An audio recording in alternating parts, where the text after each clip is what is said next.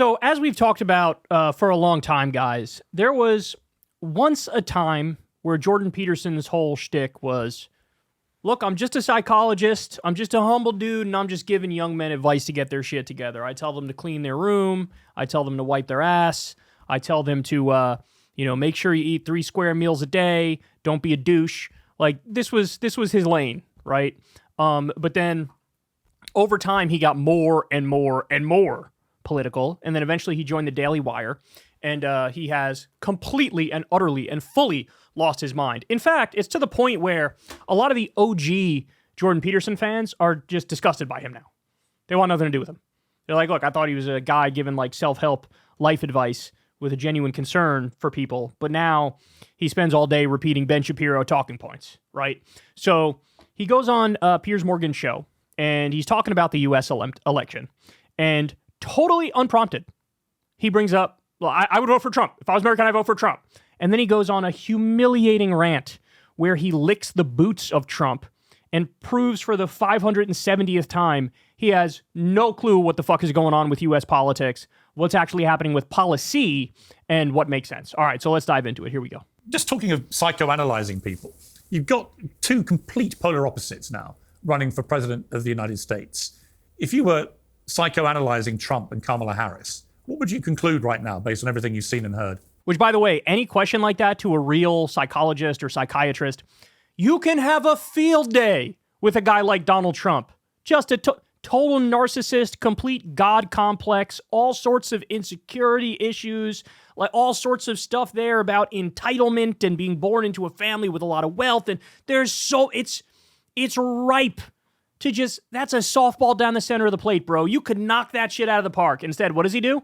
Well, if I could vote in the American election, I would vote for Trump. And I don't trust Harris. Now, do I trust Trump?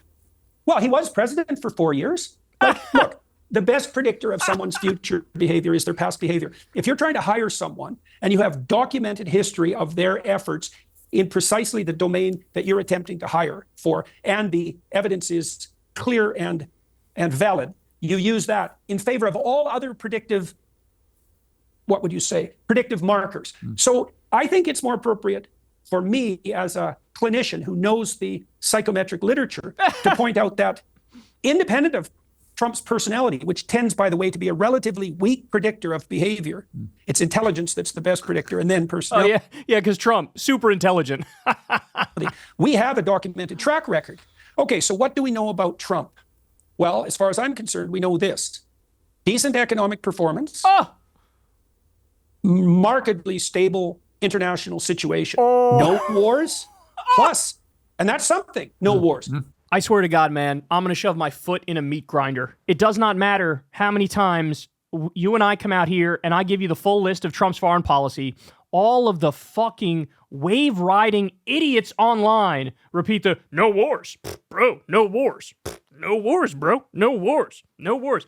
That's become gospel on the right, and nothing could be further from the truth.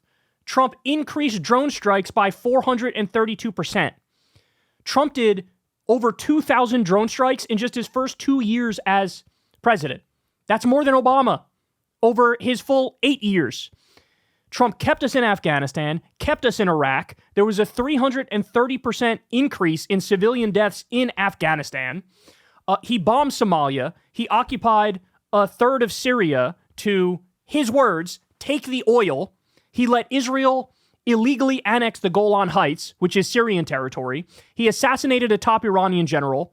He tried to coup Venezuela. He ripped up the Iran agreement. He armed Saudi Arabia as they were in the midst of doing a genocide in Yemen. And he also vetoed a bill to cut off the weapons to Saudi Arabia. He says in his second term, he wants a war with Mexico. He says Biden isn't supporting Israel enough and he's not letting them, quote, finish the job. He dropped the mother of all bombs, the Moab, on Afghanistan. He ramped up the defense budget every single year. He hired John Bolton and Mike Pompeo and Gina Haspel and all these insane neocon warmongers, and he let them run his foreign policy. And his very first raid as military president killed a young American girl who was 8 years old. Oh, no new wars. No new wars. That's something. No new wars. Understand something, guys. These people are not fucking serious about policy. Jordan Peterson does politics by bumper sticker. He does politics by fucking fortune cookie. This is what he does. He hears some dumb bullshit from Matt Walsh or Ben Shapiro or Steven Crowder, and he mindlessly regurgitates it, and at no point does he do any serious reading on this topic of Trump's foreign policy. Nothing. Anybody who says to you, at this late date, anybody who says to you, Trump, no new wars, no, they're fucking lying to you. They know better than that. Because you know what? They know at least one of the things I told you. They know at least one of the list of however many fucking dozen things I laid out. They know at least one of those things. They know it's not anti-war. They don't care. Why is it everybody and their mother correctly talked about Barack Obama? Oh, the drone president. Oh, he killed so many innocent civilians with drones. Barack Obama, drones. Everybody rightly says that about Obama. Then when it comes to Trump, who did way more drone strikes and killed way more civilians, all of a sudden is no new wars. He has no new wars. God, I hate these people so much. They're so fucking dishonest. They are so dishonest. Holy shit. Markedly stable international situation. No wars, plus, and that's something, no wars. Plus, he established the Abraham Accords, and they've held even after October 7th, and everybody in the State Department told the Trump administration that putting that agreement together was impossible. The Abraham Accords helped lead to October 7th.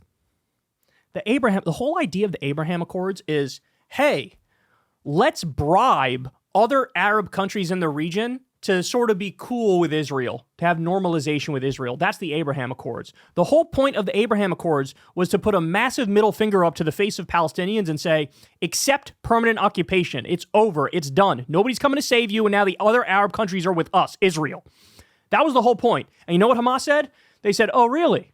Well, we got a little something for you then. And that's when they did October 7th. And he's still giving him credit for the Abraham Accords. By the way, has Jordan Peterson said a fucking word about Jared Kushner getting $2 billion directly from Saudi Arabia? Has he said a word about Donald Trump getting tens of millions or hundreds of millions from Saudi Arabia for his live golf tournaments? Has he said a word about Trump accepting a $10 million bribe from Egypt, or in the midst of a business deal as he's running for president, or his fucking hawking some crypto bullshit and Trump Bibles and Trump sneak? Has he said a word about any of this stuff? No, because when it's Trump and it's corruption and it's scandal and it's bribery and it's grifting, it's a pass. It's a pass. Abraham Accords that have infuriated and frustrated the bad actors in Iran, and that's pretty much the entire political class there, and fomented October 7th and produced this catastrophe that's unfolding. But putting that at the feet of Donald Trump is a very ill-advised thing to do. So I would say with regards to Trump, well, we know what a Trump presidency would be like, but there's something else to consider too, because you might say, well, you know, that was round one and now it's round two and Trump is older. And although I think he's actually modified his behavior to some degree as a consequence of being beat up so thoroughly over the last 5 years. And although he's a bit defensive, he's also less blustery and more human, which I think is a big plus. What the fuck are you babbling about, Jordan Peterson? Donald Trump is now more restrained? He's less blustery? Just a few days ago, he tweeted in all caps, I hate Taylor Swift, because Taylor dared to endorse Kamala Harris. And by the way, the reason she endorsed Kamala Harris is because Trump and his sycophants were spreading fake memes pretending Taylor Swift endorsed them. He's doing all caps rants at 3 o'clock in the morning when he's shitting on the toilet, yelling about how he's going to be the best president for women of all time and forget about Roe versus Wade. Yes, I got Roe versus Wade overturned, but I'll protect you and I'll save you, et cetera, et cetera. What are you talking about? We just had a debate where he said, Haitian migrants are eating the cats, they're eating the dogs, they're eating the pets. A total fucking lie that came from a neo-Nazi group called Blood Tribe. And he repeats that, oh, he's much less blustery than he was. This guy's a fucking idiot. He's either an idiot or a liar, or he's both. The idea that this is like some paragon of intellect on the right is the most insane thing I've ever fucking heard in my life. This is so dishonest. Every single thing. Modified his behavior to some degree as a consequence of being beat up so thoroughly over the last 5 years. And although he's a bit defensive, he's also less blustery and more human, which I think is a big plus. But for me, the other thing that I've seen really switch that's really been positive for me is that Trump has pulled a lot of hyper-powerful people together around him. Musk, Tulsi Gabbard, Vivek Ramaswamy, Robert F. Kennedy, most of whom would have been Democrats in anything approximating a sane and normal world. I'm sorry, man. The internet has just ruined everybody's brain. This is. He lists the most insane, hyper online, brain-wormed conspiratorial freaks. The people who are the maximum grifter you could possibly imagine. That list of people, Oh, really? Really serious people like Vivek Ramaswamy and RFK and Tulsi. What the fuck are you talking about? Tulsi goes around virtue signaling like she's anti-war. She didn't say a goddamn positive word about the withdrawal from Afghanistan or Biden nearly eliminating the drone war. She's a fake anti-war grifter. RFK, same goddamn thing. Pretend, the reason I'm supporting Trump is because Donald Trump is anti-war and he's pro-health. That's why I'm in favor of Donald Trump. These are lies. These are flat-out lies. The idea that Jordan Peterson thinks those people are serious says a lot about Jordan Peterson. This is the fakest, like, oh, look, these are even these lefties are supporting Trump. These people are now conspiratorial, hyper-online, right-wing freaks who are desperately trying to cling to their relevance by being, like, anti-vaccine and taking all other sorts of weird, controversial positions that are popular online, and then they ride the wave. They're narrative humpers. They're wave riders. Jesus Christ. Tulsi Gabbard, Vivek Ramaswamy, Robert F. Kennedy, most of whom would have been Democrats in anything approximating a sane and normal world.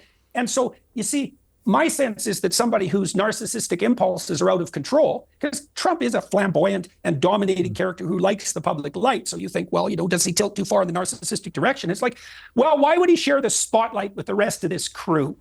And the other thing that we should consider is that, look, man, Bro, he's not a narcissist. He's got RFK and Vivek Ramaswamy around him, bro. I rest my case, dog. Do you hear yourself? Do you hear yourself? Vote for Trump if for no other reason than Musk himself has already agreed to head something like a Department of Governmental Efficiency in the U.S. It's like, okay, enough said. Imagine being an Elon Musk meat rider in the year of our Lord 2024. Imagine when this guy has thoroughly embarrassed himself and humiliated himself. He came on the scene as, I'm going to be the free speech champion for Twitter. Then he takes control of Twitter, immediately bans all the journalists that he doesn't like, immediately caves to Modi and Erdogan and authoritarian governments when they tell him, hey, pull this down, pull that down, pull that down. Now, all day, every day, he's nothing but a massive infomercial for Donald Trump on Twitter. He promised originally to keep it politically neutral, and now every day he's going hard in the paint for Trump and retweeting lies against Kamala Harris. This is humiliating, what Jordan Peterson is doing here. This Trump bootlicking is humiliating. By the way, what did you not hear in this very clear endorsement of Donald Trump? What did he not mention? Oh, I don't know. He didn't mention the 91 criminal charges. He didn't mention that he was just found liable in a civil court in New York for tax fraud and insurance fraud and business fraud. Imagine for a second that it was the same set of facts, but that applied to Kamala Harris or that applied to Joe Biden. 91 criminal charges, just found liable for tax fraud, insurance fraud, and business fraud. You would never hear the end of it. Every sentence, they would say, 91 criminal charges. This person's not serious. This person's a convict. This person's a criminal. This person's ridiculous. They're not a serious person. They did tax fraud, insurance fraud, and bank fraud. They did a fake university where they scammed people. Then they had to pay out millions of dollars after the fact when it became very clear that indeed this was a scam. They had the Trump charity. Remember the Trump Foundation, the Trump charity? That was also a massive con. That was also a massive scam. He's just stealing people's money. Remember when he did Stop This Deal and raised hundreds of millions of dollars and then people don't even know where the fuck that money went? I don't know, man. That seems kind of sketchy. That seems like this is not the person who should have power. He doesn't say anything about the criminal charges. Doesn't say anything about the attempt to overthrow the government. Nothing. And I'm not even talking about January 6th. I'm talking about the fraudulent elector slates, the fake elector slates. Their words, not mine. That's how they referred to it. They orchestrated this whole coup attempt and tried to twist Mike Pence's arm into saying, no, I'm rejecting the results and I'm going to call in the alternate slates of electors. They weren't alternate because the secretaries of state and the governors had already said, look, the process is done. Biden won the state. I don't know what you want me to tell you. And they said, we don't care. We're going to press forward and use these fake slates and say, no, Trump won. Nothing. He doesn't have anything to say about any of that. This is a guy who claims, oh my God, I hate authoritarianism. Well, what about when Trump said, we need to terminate the Constitution, all rules, regulations, and articles in the Constitution to get me back in power? Nothing to say about that? Nothing to say about that? Nothing to say about that. He goes, the economy under him was good. Trump promised in 2016, I'm going to give everybody health care and the government's going to pay for it. Then he didn't do that. He didn't even raise the minimum wage. Oh, the economy was good. This guy, he doesn't know the first thing about what Trump did as president. He has no idea that Trump, for example, signed a bill that gutted internet privacy rights. It was a bill that had 6% support in the country. He signed that bill. He has no idea Trump tried to do Trump Care, his version of Obamacare called Trump Care. It's actually called like the American Health Care Act or something like that. It's a bill 8% of the country wanted it to get passed, according to the Kaiser Family Foundation. They did a poll on it. 8%. Why? Because under that bill, they would have gotten rid of protections for pre-existing conditions. Even though Trump was going around saying his bill protected pre-existing conditions. It didn't. It made it optional and state by state, and all the red states would have pulled out of that. 8% support. That's what he tried to get done. He did a massive tax cut for the top 1% and corporations. In fact, 83% of the benefits of that bill went to the top 1%. Trump picked a predatory payday lender to be the head of the Consumer Financial Protection Bureau. That's a government agency which returned over $17 billion to defrauded Americans. Trump destroyed that agency and put a predatory payday lender at the top of it. And also got rid of the new regulations that were supposed to go into place against the predatory payday loan industry. Why? Because they gave him $1 million for his inauguration. We covered this the other day. Trump deregulated deli meat. That led to a listeria outbreak, which killed 9 people and hospitalized 57. He deregulated chemicals and water and air. He outsourced 200,000 jobs, again, because of his tax bill. He appointed the Supreme Court justices who overturned Roe versus Wade and limited reproductive freedom. Do I need to go on? Do I need to go on? Not a single serious policy comment in the whole thing. And anytime he did mention policy, he was just fucking wrong. No new wars, no new wars.